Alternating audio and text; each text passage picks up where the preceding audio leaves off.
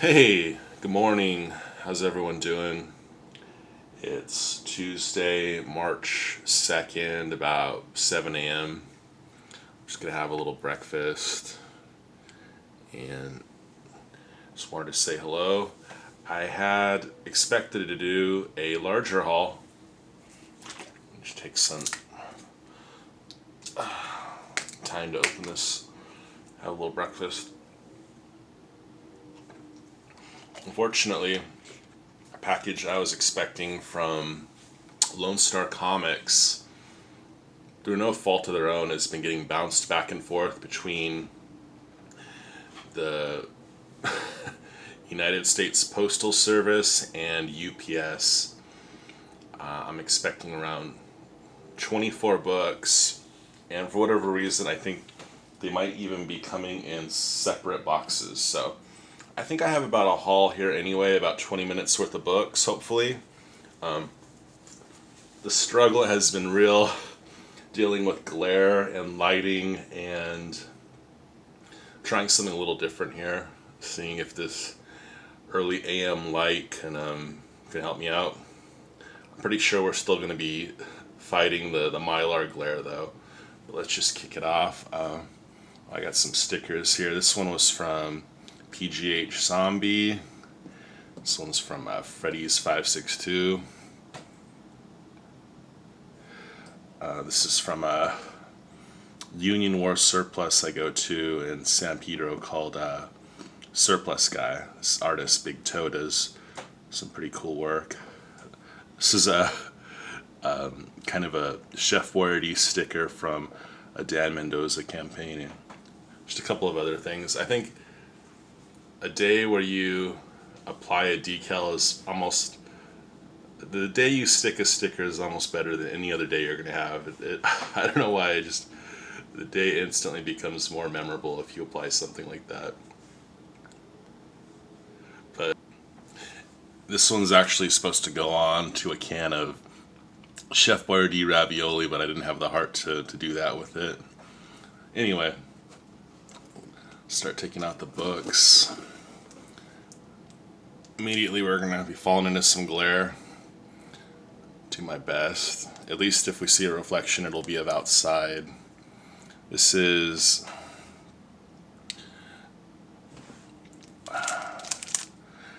a studio edition of Tarot Witch the Black Rose 118 from September 2019, signed by Jim Ballant.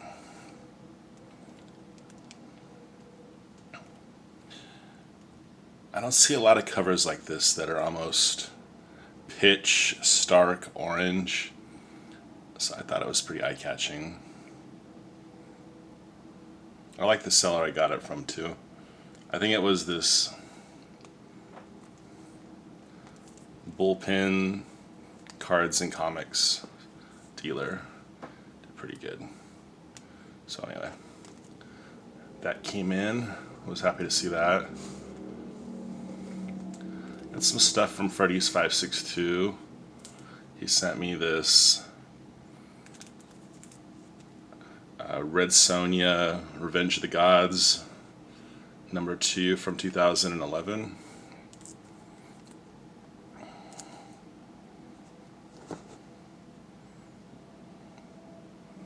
Beautiful Perillo.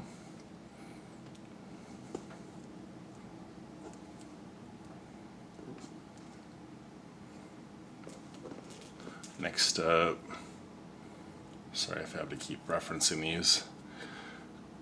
Vampirella Volume 4, Number 5.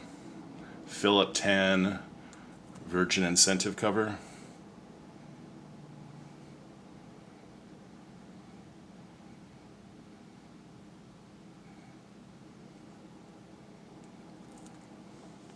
That was a really strange volume. I think it only lasted like 5 books. Vampirella had the short hair. There was some cool covers. Crane this down slightly.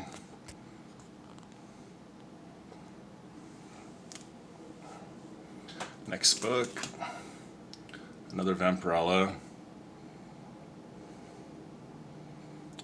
Right here we have, looks like another exclusive from that same volume, also issue 5, I believe. Ryan Kincaid cover. And I think that's a Comics Elite.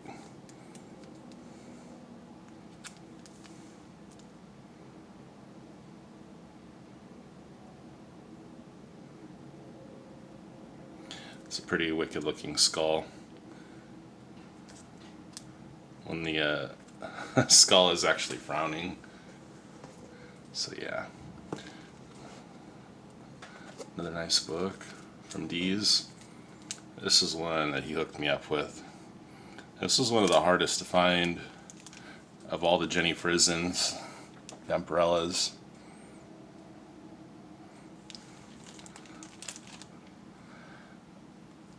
Oh yeah, I might have mislabeled that.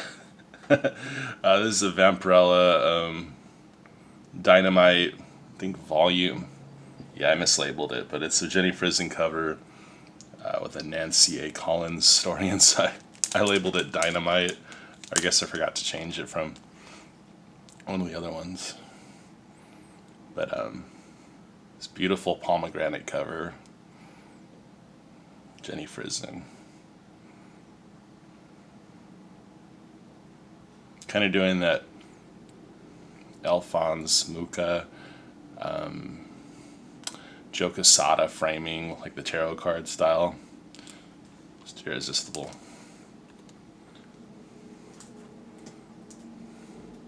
This was my first ever Peach Momoko cover.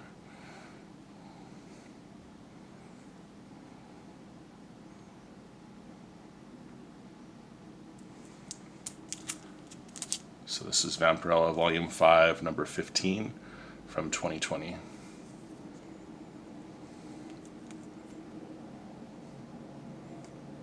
Very sultry.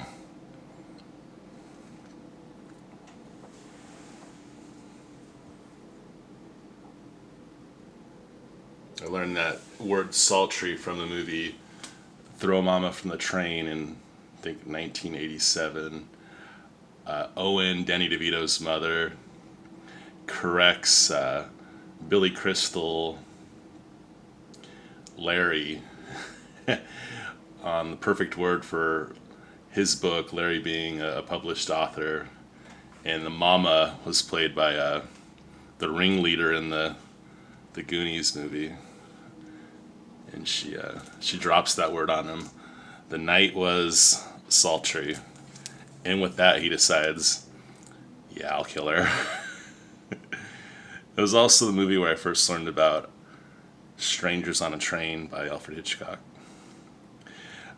So this was also from Deez. It's a new book. Dynamite, 1 of 5. Like I said, a really recent book. You know what would I get number 5 from? Oh, 1 of 5. Yeah, it's a new book. Okay. This is one I didn't have. It's a Dan Mendoza cover of, what was this again? Vampironica. Oh, it's really dark. I'm not even sure if you can see where the comic ends and the tablecloth begins. Do what I can. Trying not to rush through these. I think we're already almost at the 10-minute mark though. So this was from 2000. Wow, already 2018. I've been a fan of Dan the Magic Man Mendoza for 5 years now, and I came in late. Wow, time flies when you're collecting Dozer covers. This is the Virgin cover, no trade dress up top. You can really see those bats and the moon. So, fredeez knows I've been going after these retail incentive Popeye the Sailor Man books, classic comics. This is a Bud Sagendorf. It's issue 27. Let me get the year real quick. 2014. It's kind of a cool stamp whoever packaged this book has. Silver Acre Comics. Okay. I just came across this and I hadn't shared it in a while. And Warlock had shared that he'd gotten a first edition Bone number 2. I thought that was really cool. This one's Jeff Smith signed. Second print of Bone 1.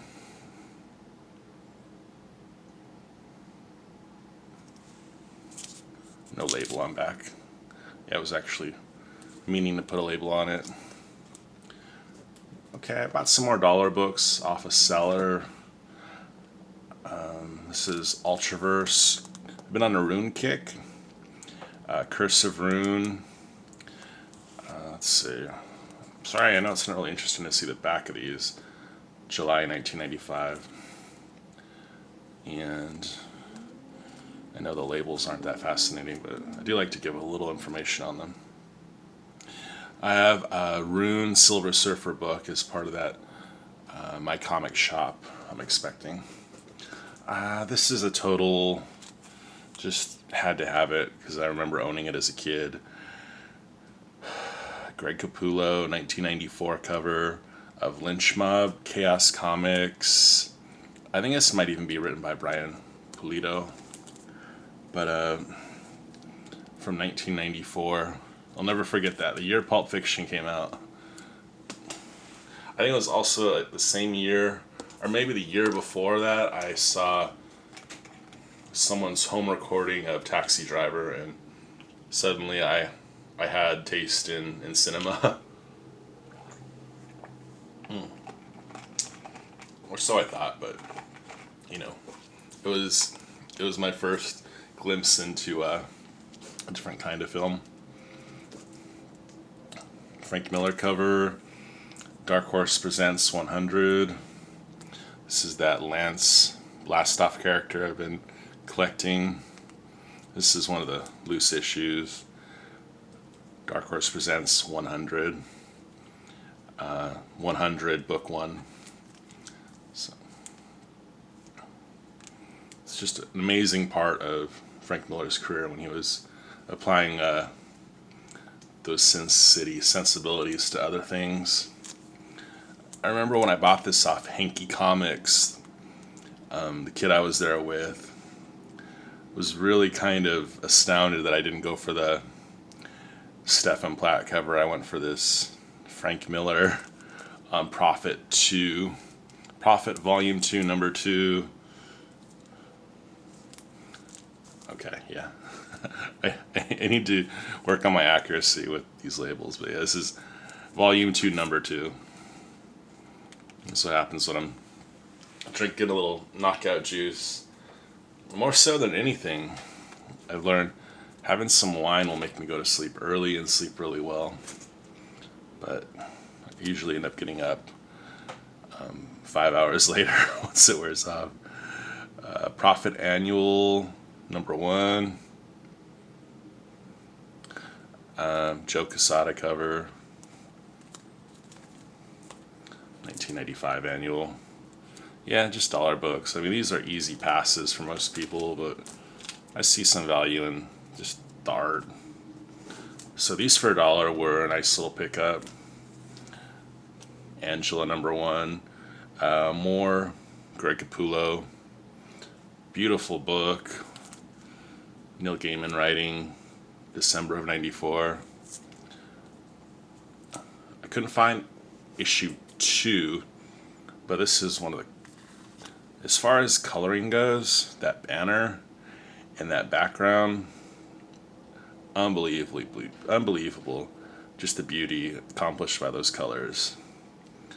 Wow, that lettering, and like I said, the choice of colors and shapes, unbelievable.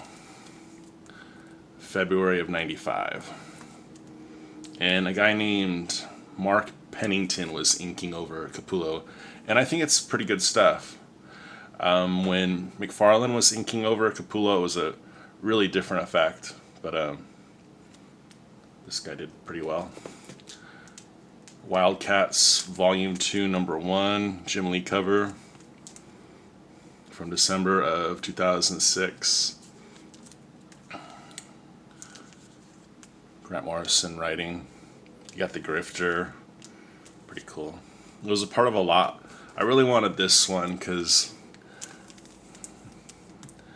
couldn't sleep and was doing just some eBay window shopping, and I didn't know that Todd McFarlane had ever drawn the Grifter. So Todd McFarlane on this Wildcats number 1 cover. I was looking for that Image book. This is from December 2006 of The Crow that Todd McFarlane did the cover for. And that thing is really expensive now. This is just a Supreme 63. This is the Corey Hampshire cover. There was also an Eric Larson and a Rob Liefeld cover. This pretty much concludes the Alan Moore material, I believe. Oh, 4-color fantasies.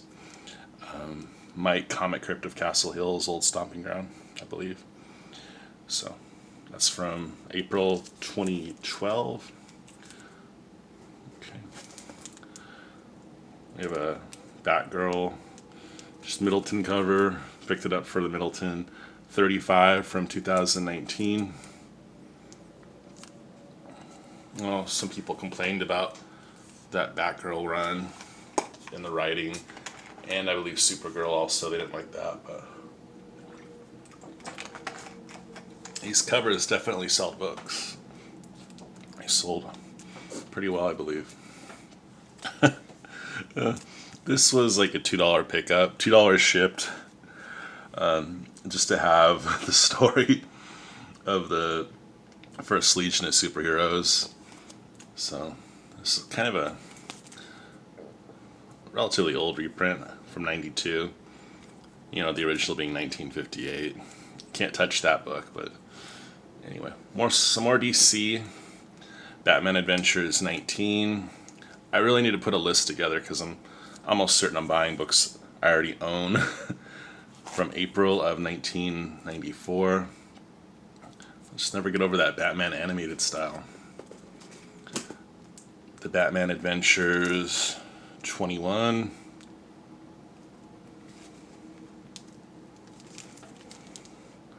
From, I guess, June of 94.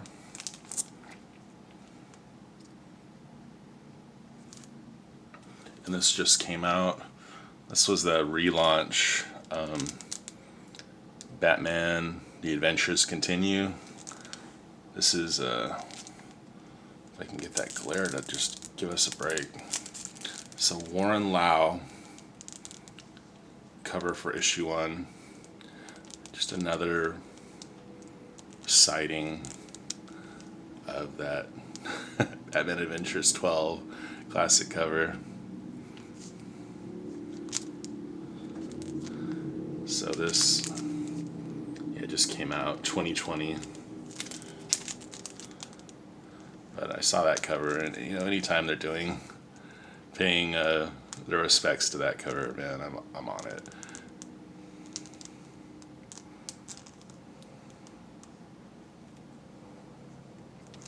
Okay, now, just real quick, some Marvel stuff.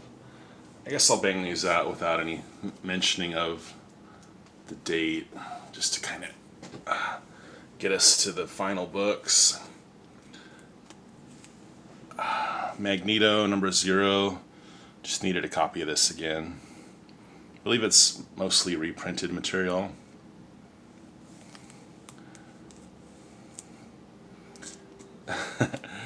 X-Men Adventures for $1. I got this. It collects the X-Men Adventures comic issues 5 through 8. It's just the teleplays of the cartoon from the Fox network, collected in a trade. So I like this book for $1. I have several, but you never know when this book might come in handy. Punisher 75. And it's also something I saw Warlock share. He had a 9.8 of this. This is not a 9.8, but I got this signed by Jay Lee in LA in 2017. Not a new book. I can just never resist the Stefan Platt Moon Knight 55. Alright, so put that here for a minute. Shout out to PGH Zombie and his Two from the Tomb. Always making sure we have something to look at. Well, takes out more books, but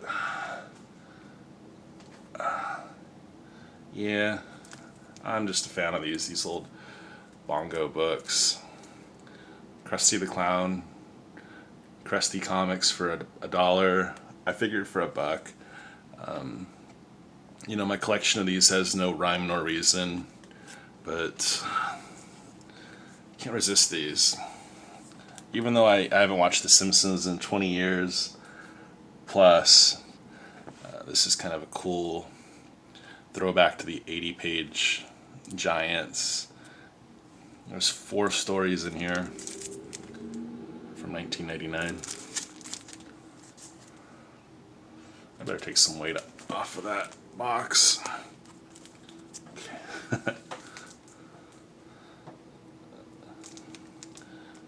Free magazine. I threw it in a mag bag.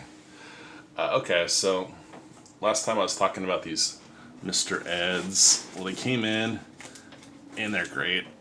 I've read issue 1 so far.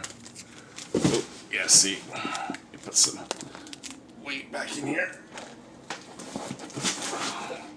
So I did have a chance to read Mr. Ed #1, and it's everything I could have hoped for.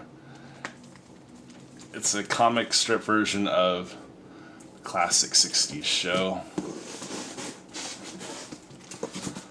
There we go.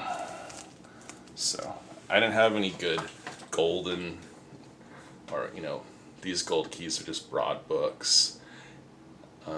They came in decent enough Silver Age bags, but they were a little dingy.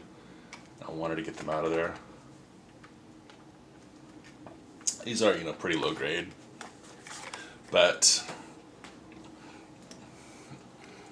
I got them all from one seller, and that really sold it.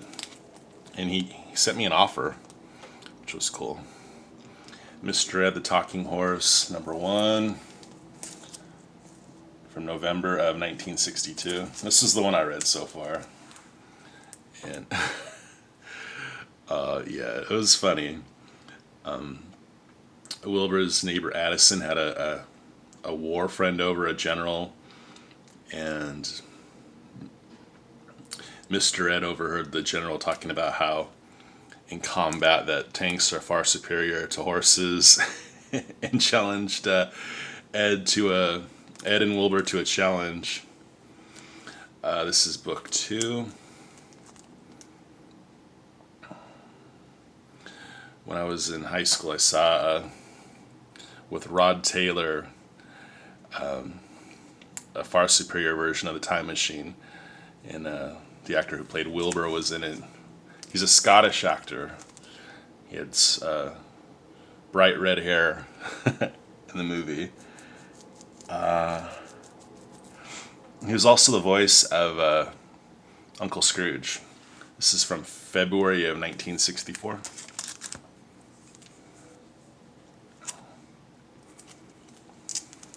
Book 3. Come on. Yeah, so shout out to the great Gratu Orloff. He shared these, and he shared one of them. So this is book 5, slightly out of order. Yeah, this is probably the worst of the bunch. Which issue is this? Okay, this is our book 4. Might have to upgrade that one. But totally cool for a reader's copy. At one point it was owned by both Susie and Davis. So, there you go. Thinking this is book 5. it'll have 2 big stories and a couple of strips in between, and even like a longhand, just 1 page, probably misread story for readers. This is book 3 from May 1963, so these were scrambled. When I grabbed them, I didn't put them back in the correct continuity. What would that leave? Which one? I guess maybe we haven't seen book 2. So let's see when this came out. February of 1963. Anyway, yeah, I'll be back probably in less than a week with some more books. I bought some Tales from the Crypt paper cuts books, and I have some more Batman Adventures stuff, the new series on pre-order. Anyway, thanks for watching. I hope this video looks good. I haven't been too pleased with the level of quality I've been putting these videos up in, so I really appreciate the positivity. Hey, the struggle is real trying to make these amateur videos half watchable, so I appreciate it when people tune in. And yeah, thanks for the nice comments always. Everyone have a good month of March. At my work, we're going back to our old schedule. We were working, we were starting an hour later and finishing an hour later, so we're going back to that this weekend. And that's when I'm going to start back up, so hopefully it won't be too jarring. But we're no longer going to be getting out of the terminal at 4 a.m. We're going to be getting out of there at 3 a.m. So that might be, we'll see what it is. Anyway, thanks for watching. You guys have a good one. Hope everything's going well, and I'll talk to you later. Like I said, I'll have another video in less than a week. Alright, take it easy.